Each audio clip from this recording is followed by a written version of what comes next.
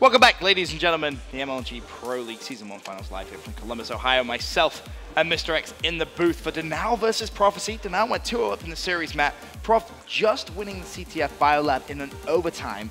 We're now going to come back up, Blink. What are your thoughts? No, I fully expected the series to be over by this point. I thought if Prof didn't win that S&D, that was the kind of thought it was it. Yeah. But Denial let them come back into that CTF. Denial didn't play the game they wanted to, didn't get that map control you were talking about pregame. Just kind of let Legal kind of run all over the map, cause a lot of chaos. Yeah, Legal did play very, very well, though. And speaking of Legal, he's actually one of the key players to watch, I think, for this comeback uplink game, up there with, I believe, Clayster from Denial. And let's take a look at those two plays, just by a side-by-side comparison. You see there in terms of uplink, KDR, of course, these stats only relative against one another. Clayster giving you guys a little friendly smile and a wink for you guys watching in the crowd and at home. Legal looks so focused right now. 1.19 uplink KD. 26% of their caps, 1.75 caps per. They're just a phenomenal player on uplink, and I think this map fits right into their playstyle. Legal's just going to be constantly in your face, applying that pressure. Clay, he's going to have to use that AR and just control that drone side of the map. That's going to be so key. Of course, the spawns changing on comeback as well, so you kind of see a different playstyle to what you may have seen, previously at the start of Season 1. As just looking at the overall map win rate percentage from Season 1, 73% for Prof, 62 for Denial. But I know Prof 4-0 versus Denial in Season 1 in uplink, so definitely goes in Prophecy's favor. One of the stronger uplink teams. Some of those stats obviously include when they had Parasite, but still they didn't drop off after that. They played phenomenal, even after Parasite going over to FaZe. So jumping into this game, let's go on board with Legal as he's just going to be pushing this drone side of the map right off the break. He's just going to go straight for it. Is he going to go for the one-point play? Already has AC control. That's going to be it. That's surely in. No, he misses. That's unfortunate. If he gets that in the first 10 seconds of the game, there's no really better start than that. Maybe a two-point play in the first 10 seconds, but still, you can't be too greedy and ask for that. Very nice start from Prof. They were able to get that one. Obviously, a miss right there. Fear's going to go for the same throw, and he's going to hit. And Denial needs to be careful because they're spawning over on that green side, and they're letting Prof just get that drone control and get that easy AC throw that we see so many teams abuse. You need to wrap around, try and get control of that glass side, which is exactly what JCap's trying to do. Has one more stun available to use, but really the big gunfight's going to come to his left-hand side. I believe that's actually Fears from Prophecy who's trying to push it. Fears has picked up one. Legal's cleaned up a second kill as well, so JCap left just kind of chilling in glass, but no control really over that satellite drone until finally this comes in, and that was a big play from JCap. It's a huge play from Cat. He didn't have the best CTF, so to get rolling a little bit in this uplink, extremely important. Obviously, like we talked about, he doesn't have good games. It's going to be very difficult for this Denial team to win. He's a huge part of this team. They've been playing much better since coming over from Envy. Going to need that to carry over here to Season 1 championships. Seeing so many stun grenades being used by Denial. Just going to have a quick flick through. We're seeing any hardwired at all. An overcharge being used. We'll see just momentarily if Legal can try and make a play with the drone before continuing to just look at perks. No hardwired whatsoever. And I think we're going to see more players start to use hardwired, especially on respawn. The game moves so fast. I think, seeing that little blip on the radar doesn't really do too much. Yeah. I don't think you can pay that much attention to your mini-map in this game and try and fight. You're just going to be, out of position. You're going to be missing, different things. But Denial, they're spawning over on that green side. They're going to have to rotate all the way over, and that is a huge first intro kill by Fears. Looks like they're going to be able to get this one in. Bo's going to go in, get that 2-point score. Prof starting off hot here in uplink against Denial. Denial needs to be careful. This one could easily open up the floodgates for Prof very soon. Yeah, you need to just, again, just go back to your spawn, try and get control of glass if you're playing from Denial side right now. As Replays just making some plays, and this will be that first cap. Although the stun grenade comes in, surely this is a 2-point play. Replays gets it. Now just a one-possession game. JCap looking to just continuously slay towards top yellow, but not able to get those kills. And obviously, if JCap and the rest of the boys at Denial had managed to get that 2-point play, then turn around and just slay out Prof, that's what sets up your relays on uplink comeback. Right, and you see, playing a little bit slower, both teams. Once that score goes in, nobody has touched the drone since. The drone just kind of sitting there, everybody fighting for position. It's going to be Bo's winning 2 huge gunfights as Ricky moves that drone up the right-hand side of the map. Bo's winning a 3rd gunfight. Ricky does not throw that one the best. Kind of just dribbled that one on the floor, didn't put any arc on his throw. That's what he was trying to do. He thought he was playing like first thing at basketball, you got to get that arc on the throw. You got to flick the wrist. Ricky, you got to fade away. I know my basketball terminologies. Yeah, Ricky obviously didn't spend too much time at basketball camp. So we see JCap, he's going to be working this one up. Glass eye, he's got all 4 of his teammates in control. He's going to throw that one off the wall, get that armor back. Very nice play to back down there from JCap. Wait for that teammate. It's going to be Clay. Clay's going to pick up 2. Cap can go right for this, and he's going to go right into that goal, get that 2-point play, pick up another kill. Denial starting to ramp it up. They have full control over the Prof base. You see the players on Prof spawning over on green side. They need to rotate back and get control of their base, or this could get ugly pretty quick. And this is the exact difference between what happened last time when they got a 2-point play. This time, actually able to slay out Prophecy, and you see that work out in their favor, getting back-to-back 2-point plays. But really, JCap standing out with his EXO movements, keeping it alive. And look at this again, another 2-point play potentially coming in. You just noticed something on that mini-map. Yeah, there was one player on the mini-map. Smart play by JCap. For Prof, it was actually Fierce who went all the way around back towards the opposing team's side of the map and tried to trail the drone carrier. Right. And he was just firing shots, didn't connect at all. That ended up leading to that 2-point score. If he would have rotated back to the base, would have been another line of defense there. Might have been able to stop some stuff. Denial currently 7-3 in the lead. Attach trying to slay out around the outside here of this glass area. There's a second kill for Attach, looking for the third. It actually picks up the drone there. Not sure if that was intentional or not, but he is going to fall. Final 40 seconds.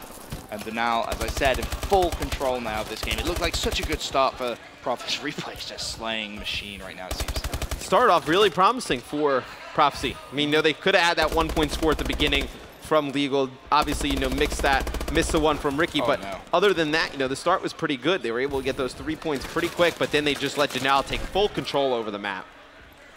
18 seconds left. Can we see a final 1-point play come in from Prophecy? Maybe even a 2-point play if Legal plays it right. Actually has a teammate in support. Can he get it? Goes above and misses. That's not going to go in, and I believe Denial should be able to get this one away. It was Clayster with the drone. He's just going to throw it for yards, get it off, and that is going to be the half. 7-3, solid defensive stance at the end there from Denial. They're able to pick up another kill right there at the end. That's 2 points. Able to get that Ricky throw to convert. That's another one, and then the Legal throw at the beginning. This could potentially be a tie game, but those little mistakes are going to come up huge for Prof in the end, I think. Yeah, it's making sure you have the basics of uplink down. If you're going to be throwing that drone a lot, make sure you practice those spots. How many times have we seen players miss from that AC? It's a day 1 spot, right? It's been around since the beginning. You need to be able to make that. You need to be able to make that throw consistently. I think it's too easy. It's too much of a power position. Just obviously adding there, those 1-point scores are huge. Oh, they're massive. And when you're in Denial's position right now, 7-3 up, all you need to do is really go for those 1-point plays. That's it. Just keep that lead. Just keep putting the pressure on. You don't need to go for any hero 2-point plays. And Bose! Oh. That's a huge mistake from him. Actually tried to throw the drone out the map, missed, and gives away a 2-point play. Those are the small mistakes that are going to end up losing you these games. I mean, right there, he basically just gave Denial 2 points, and I think that one might end up kind of opening the floodgates, so to speak, because now, I imagine everybody on Prophecy kind of wondering what's going on. Everybody a little bit flustered at this point. Denial has a great chance to really blow this one open. How easy is it to kind of mid-game recover from that? It's like when a mistake like that happens as a player, you kind of sat there, you're looking at your teammates, you're like, what just happened? What did you just do? It all depends on your team makeup. You really need that one voice to just kind of tell everybody, just put it away, just, sack it till after the match and then just finish it out. But, there's a lot of times with those arguments, they can linger through games, and it just puts people in a bad mood, so to speak. And you think it's kind of funny, like people talking about their mood during the game, but definitely negatively affects the team. As you see right there, since that point, Denial able to get 2 more scores. Just really putting it on Prophecy at this point. And now replays can just try and play for those kills. However, someone from Prof has picked up the drone. It's going to be Legal, and that's such a big kill coming in from that kill feed there. Clayster picking that one up before Legal could get up towards top yellow and go for a 2-point play. Would have obviously made it 12-5 game. Still not exactly close, but would have kept Prof alive, that's for sure. Attach, stand up maybe for another 1-point throw. This one could actually be over. They could reach another. Score limit is, Attach just slaps Ricky across the face. But it looks like they're going to be able to get this one in. They have replays right there. Very nice decision to throw that. Didn't think he was going to be able to get 2. 13-3 to now dominating uplink on comeback. We had Clay as our player to watch. Currently 27-15, Matt. He is playing a perfect game right now of comeback uplink. To now 13-3 in the lead. Ricky does have the drone, however, he's wrapping it over towards green side there, so he's going to be running directly towards that spawn. Tries to release the drone, not going to happen. He falls. And Prof, like you said, Matt, they look completely flustered at this point. Yeah, Prof, I don't think they're going to be able to recover from that play from Bose. You have to question, after the match. I'm sure we'll figure out what went on there. Looked like he was trying to get the drone out, not able to do so. Tatch going to put in another 2-point score.